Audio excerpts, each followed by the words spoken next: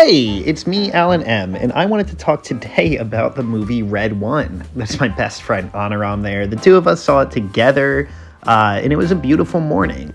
So, the first thing I have to say about Red One is that this movie's not my favorite of the year.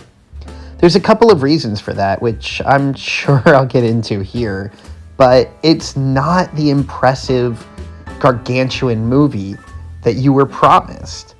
But at the same time, it's not that. If you're confused by what I mean, please allow me to explain myself.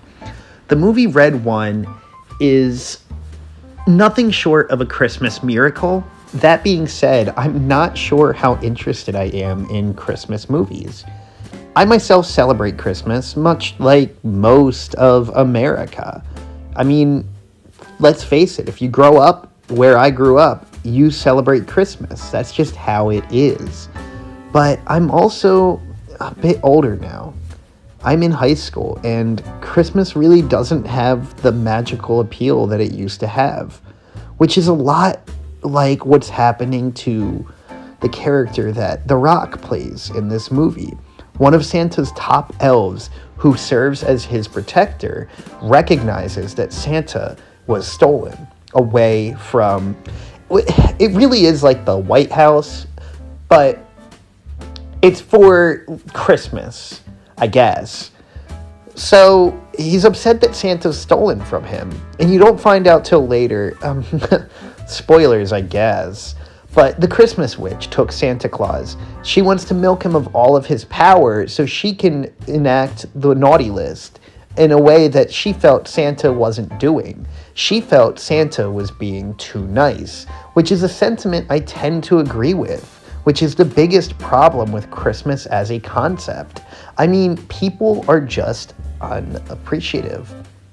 Last Christmas, for instance, I got my niece a brand new Zuzu pet, and she played with it for 2 minutes. She said thank you, and then went right back to her iPad. Let's talk about the characters, because they were actually really funny. So this is a world where Christmas and Santa Claus are all anybody can think about all the time. There's these monsters, and they work in the factories there, and there's internet trolls, and then there's just some regular government people. And I know that sounds like I'm smoking some sort of drug, but really it works so well. This movie's gonna make you laugh in a way that I haven't felt in, well, a while. Back before they stopped making comedies, this was the kind of movies that they would make. I could easily see myself watching this on ABC Family with the family around, and it would make me happy. But as I mentioned, I'm an adult, and I don't really know how much more Christmas magic I need. And what I was really hoping from this movie was that it would put me in that Christmas spirit. But instead, I was left, much like Sidney Lou Who, singing to myself, "Where are you, Christmas?" But that's viewing this movie as a Christmas classic, which I don't know if it's going to be that, guys. I mean, like I said, I could see myself watching it on ABC Family with the family when I was a kid.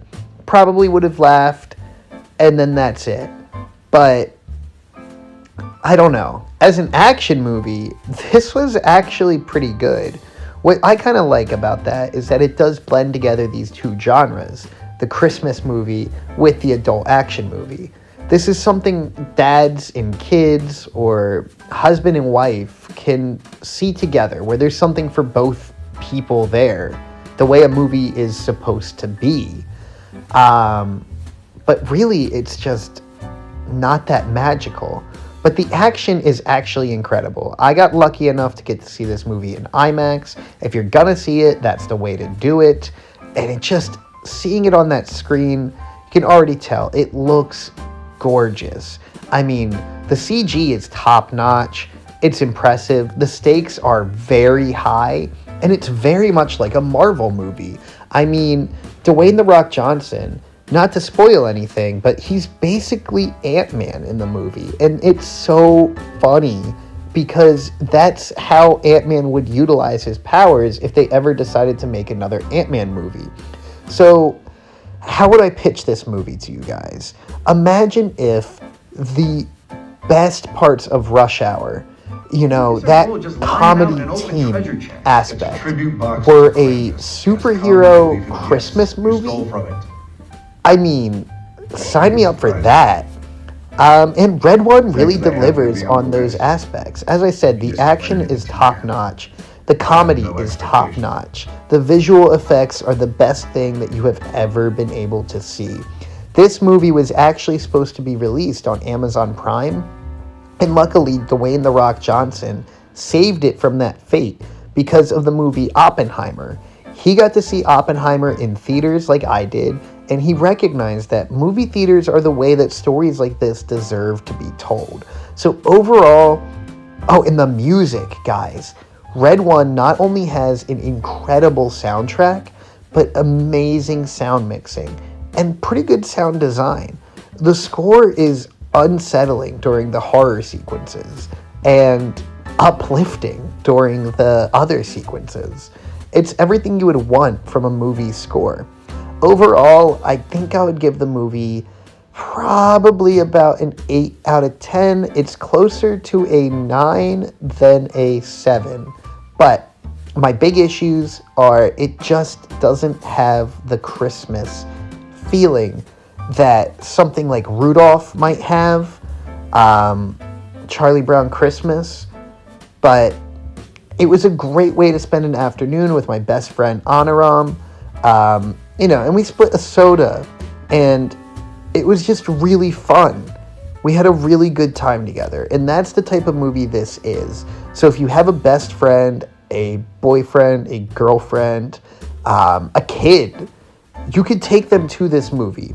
It's very appropriate. There's a couple of cuss words.